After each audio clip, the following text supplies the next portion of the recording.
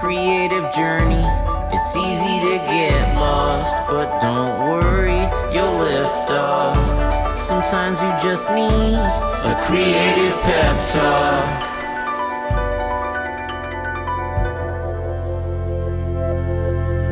So I want to make an episode that addresses some of the fear that I've noticed not just creeping into my life and creative practice, but consuming it from time to time. And I've noticed this in myself. I've noticed this in other people. It is a scary time for a lot of creative folks because we are in some of the most transitory sort of seasons that I've ever witnessed, maybe that's ever happened. We are in some serious flux between tech, AI, platforms changing, the economy, politics. I mean, as I'm listing all of these out, I almost feel guilty. Because I don't know about you, but for me, that those words even come with a form of fear, anxiety, and panic, maybe even. And so there's so much going on that it's hard to continue doing the work that I've always done. It's hard to block out those feelings long enough to put a pencil to the page, right?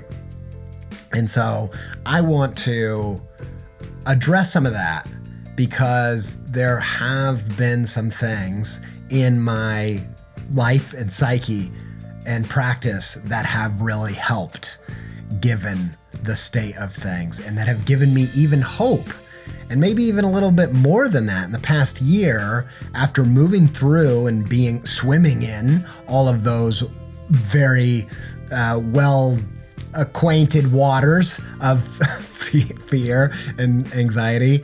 I've been swimming in some new waters that have come with serious growth and excitement in my creative practice, more so than I've experienced in the past 5 years. And so sticking to the very end for a creative call to adventure, our CTA, for what we're calling Cannonball into New Waters to hear more about some of those things. But for now, I want to talk a little bit about how I've shifted approaching these very scary, transitory, changing times in such a way that have helped me unlock some hope and excitement and growth, real growth. So let's get into that.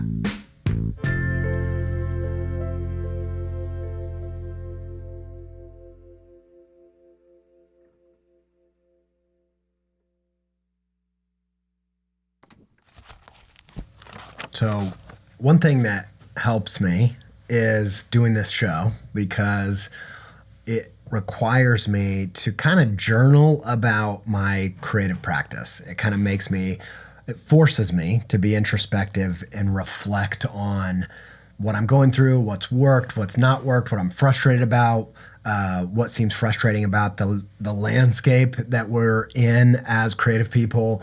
And it means that a lot of this stuff can't remain unconscious, and I kind of have to wrestle with it a bit. And one of the things that I've been wrestling with is this fear, this feeling scared of what's on the horizon.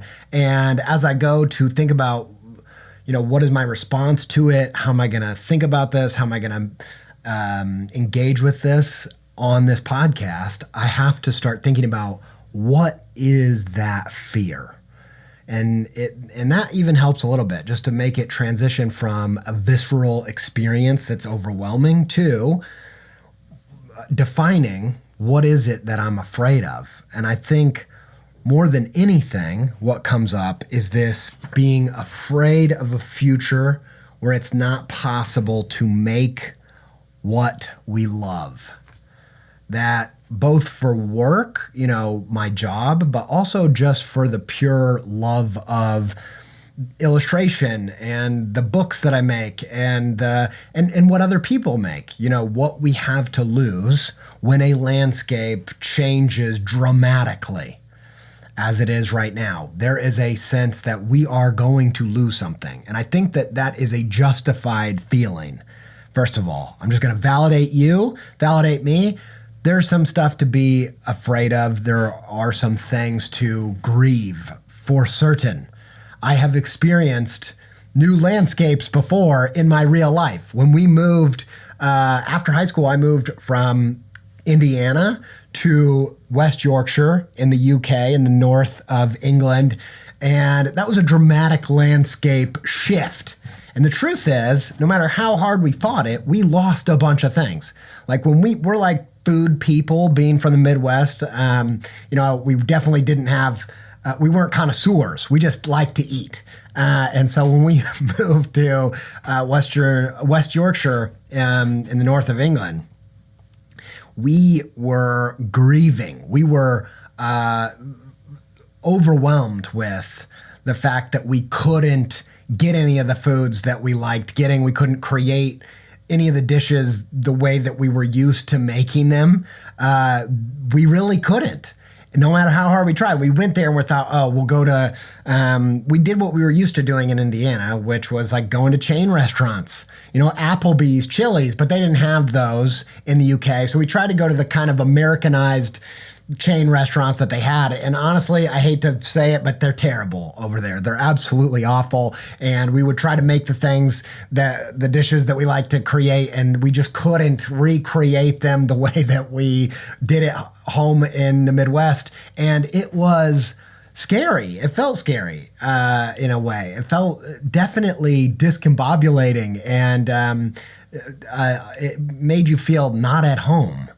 And for the first few years I was there, I just felt like the food in the UK freaking sucks, man. I hate it. And we would go home and we would just eat all of this, stuff that I would consider now to be kind of junk. But we would just eat all of the stuff we were used to eating and feel very comforted before we would go back. Now, I feel comfortable saying that I used to think that the food in the UK was crap, because I have updated my opinion, and actually now I dramatically, sincerely miss and grieve the food that we had access to there that we don't here. Sausage rolls, the freaking pork pies, and the Indian food that you can get there, like Yorkshire puddings. There's so much. You know, if you go to a good pub where they're locally sourcing the meat and everything, it can just be such a satisfying experience with the gravy. I could just go on, right? But we didn't know about those things when we first moved there, because when we moved into that new landscape, we did what a lot of folks do. Like, it's a natural thing to do. You just are trying to make the stuff that you're used to making, that you love to make. But when you find yourself in a new landscape, you have to let go of those things and see that that new landscape is making it possible to make totally new things, to encounter things that in some ways might even be better than the stuff that you used to make.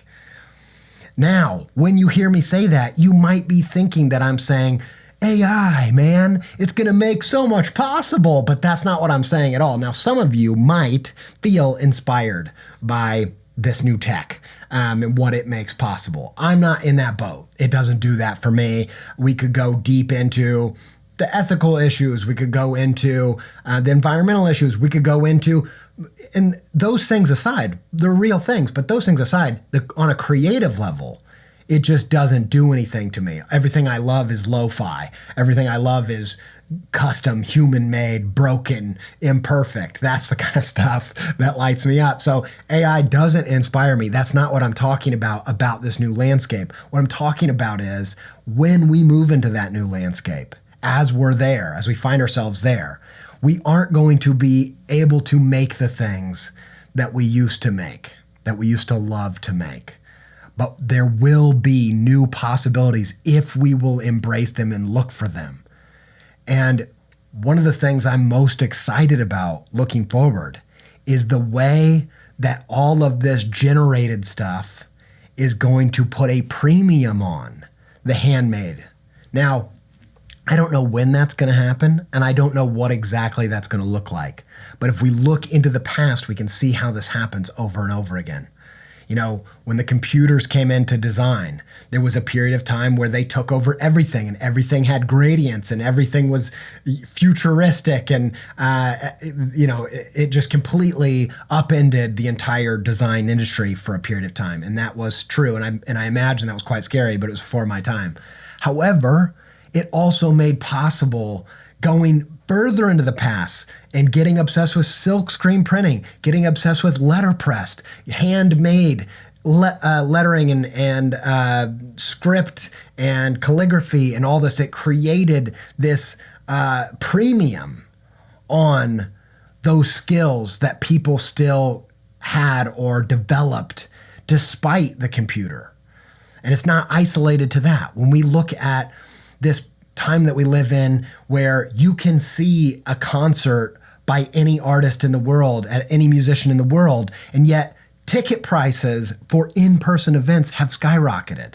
Like, there has never been a more vibrant live music scene, or stand-up comedy has exploded in comparison to streaming comedy or comedy in the theaters. And I think there's something about the premium on live experience that has happened because of the easy access and the overwhelming access to the recorded stuff.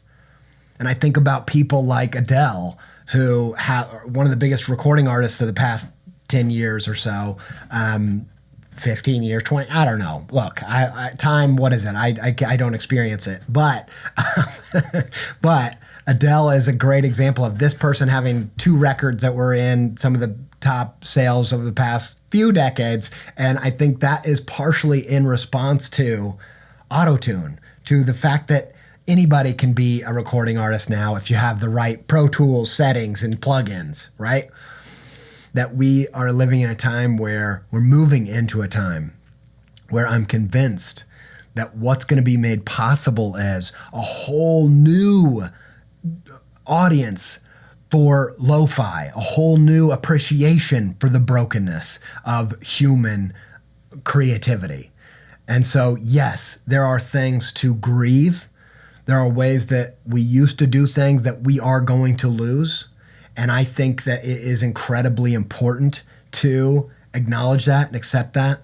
And it's also important to embrace the fear of losing precious things and allowing that fear to charge you into a place of fighting and pushing back. I think all of that is also good, but I don't think that it's all doom and gloom.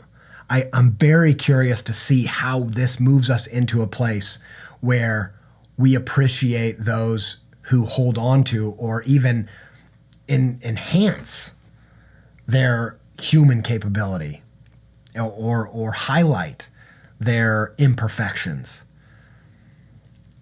And so I'm excited about that. I'm excited about seeing what's possible in this new landscape, because when I allowed myself to do that a couple of years, it took me a few years living in England to start seeing all the new possibilities, all the ingredients that you can encounter that you can't get back home, all of the things that were made possible by this new landscape, that was such a dramatic shift, which is necessary in a dramatically shifting landscape.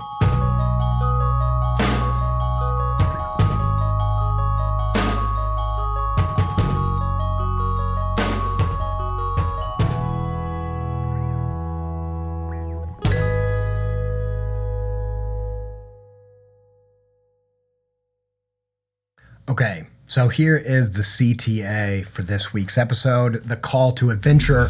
I don't like to do a show where we talk about ideas. Maybe you temporarily feel something, hopefully, feel some hope, feel some excitement, and then you just keep scrolling on to the next thing without it actually impacting your everyday real life. And so we try to end the episode with a call to adventure, a call to action, something that you can do with this feeling that will maybe really make a positive difference in your creative practice. And so this week it is cannonball into new waters.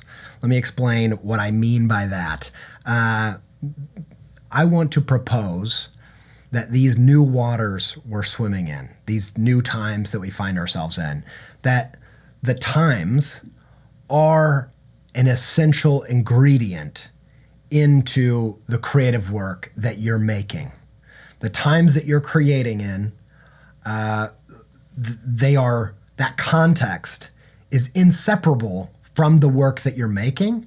And the more that you embrace that, the more new possibilities you're going to encounter in this landscape. I think that the artists that recognized that they can't be Bob Dylan, they can't be the Beatles, they can't be Warhol, they can't be the thing that came before.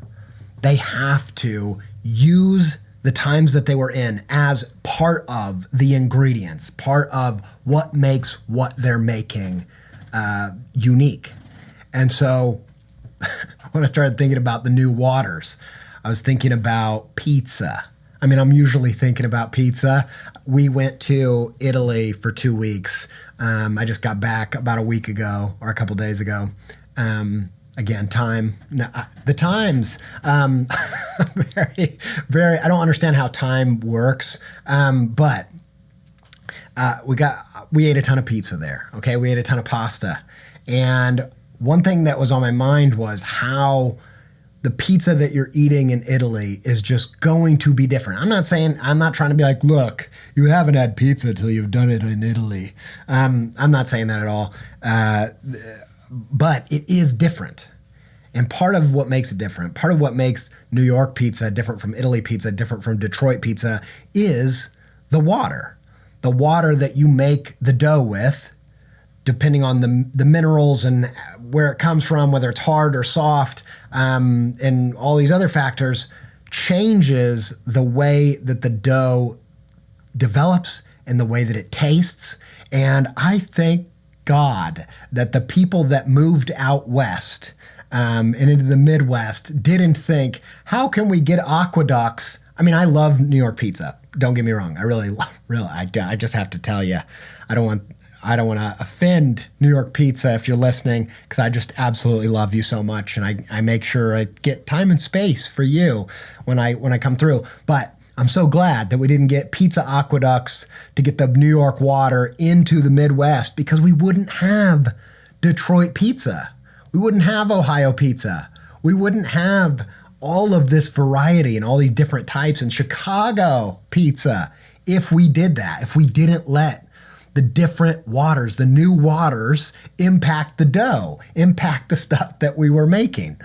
And so I want you to cannonball into the new waters and break down the aqueduct. Quit trying to bring the waters from the past into the new waters and see what this new water makes possible. And so here's what I say: cannonball in.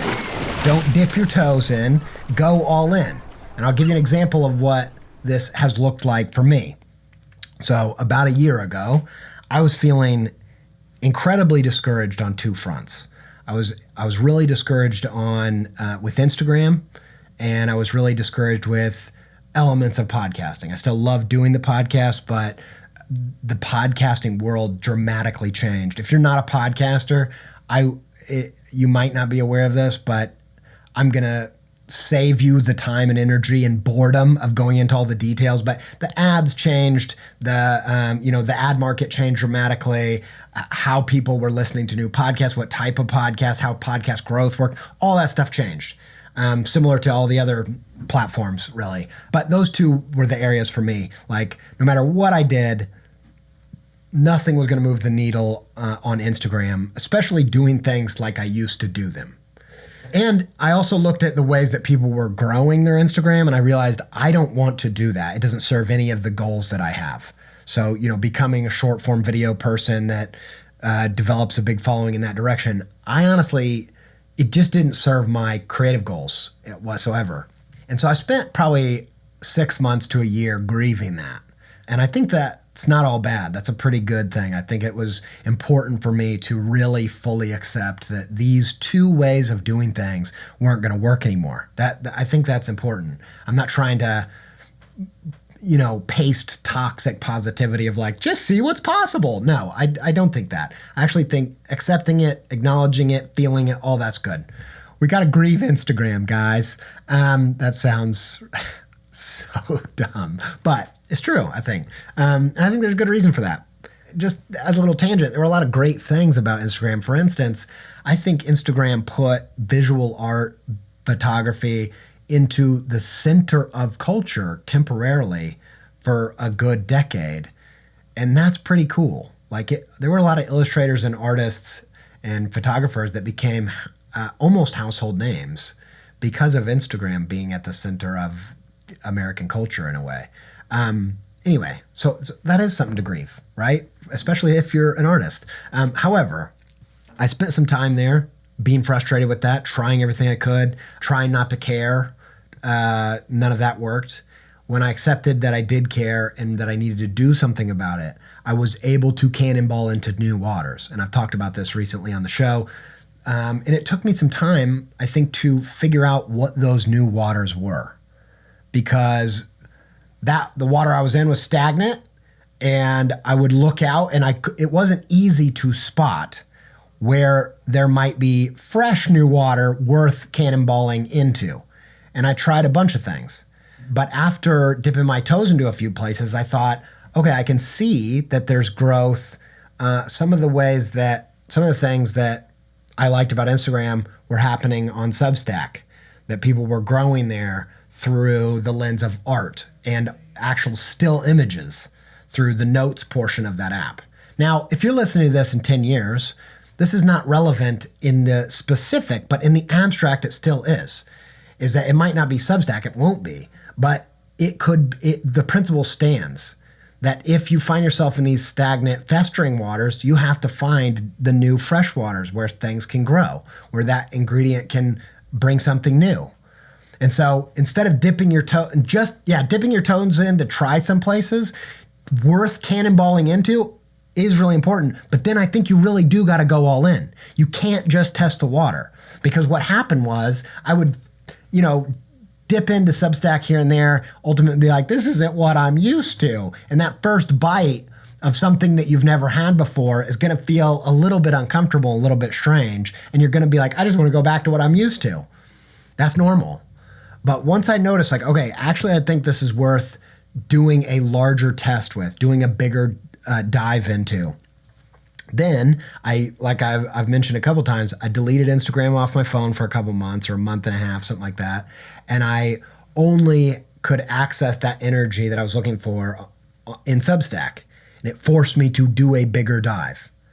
And having done that, learning about it, acclimating to those waters, it allowed me to figure out what I would need to do to start growing. And I've seen a bunch of growth there by posting on notes and being engaged in that community. And it wasn't easy. The key was diving deep, doing the cannonball, finding where to go, and then going all in for a period of time as a test. And it didn't happen right away. Same thing happened with YouTube. So YouTube, I avoided it for a long time. But I noticed, obviously, a lot of podcasting have gone to video, and there's a whole bunch of reasons I didn't want to do it. Most of them were just laziness. They were just things of, I don't want to do new things. I want to do the old thing. I want to do what I was used to making and have loved making. And eventually, we tested a bunch of things over the years. And then once I realized that I had done enough dipping my toes to realize there is actual significant reasons to believe that this could be an area where I could find new growth. That's when I decided to do a cannonball. And what that looked like was saying, not I'm going to dip my toes in for a little bit and see if magic happens and it explodes, because it doesn't work like that. I said, we're going to do 25 episodes, which maybe that doesn't seem like a lot, but it's 25 weeks. It's half a year. We're going to be making videos, the video version of this show, and we're going to post them, and I'm going to do that for 25 episodes. And after that, then I'll reevaluate whether I need to, stay in these waters and make it a big part of what we do and make it a key ingredient, or if I need to pivot again. And so over time, for a while, not a ton happened. It was just kind of slow growth, and it was kind of like, okay, this is something new to do, and I'm doing an experiment. And when I would feel like giving up, I'd say, hey, I committed to cannonballing into this for a little bit. And eventually, close to about 25 episodes in, we tweaked things in such a way where a couple of those episodes started to take off and do numbers that we haven't seen before, and we haven't seen with the podcast in a long time. And so the requirement there was, yes, testing out things, but then committing to a bigger dive, to a bigger splash, to a bigger cannonball. And so here's your call to adventure. I would say you've probably been testing things. You're probably aware of some things.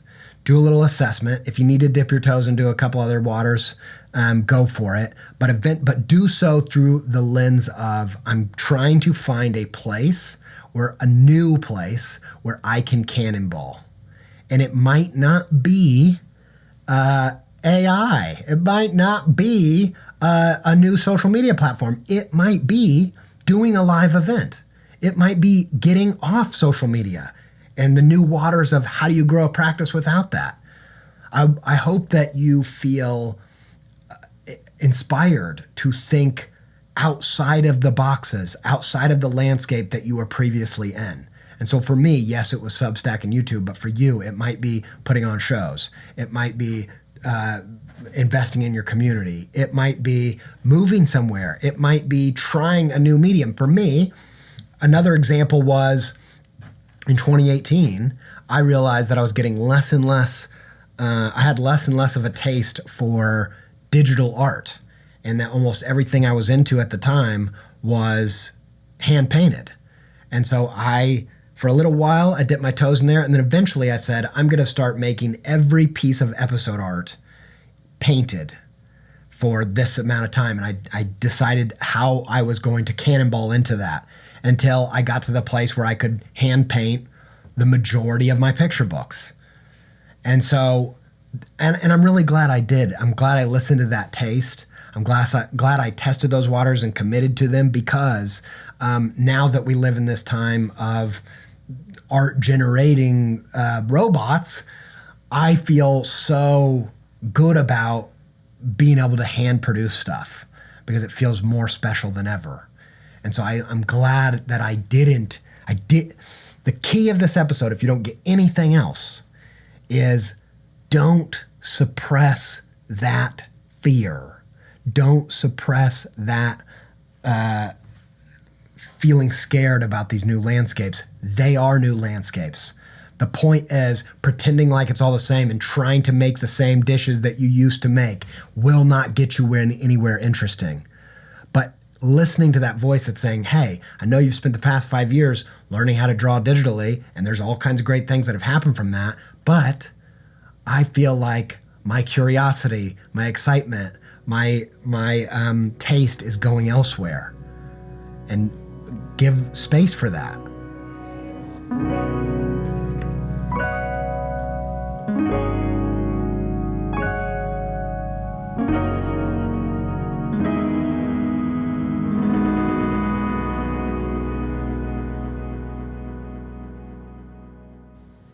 All right, I hope this episode pulled you out of a funk, inspired you to stay on the creative path. If you're new to the show and you don't know, that's why I make the show. I make the show because I've been on a creative journey since 2008-ish, maybe even before that, if you include my college years, studying illustration and design.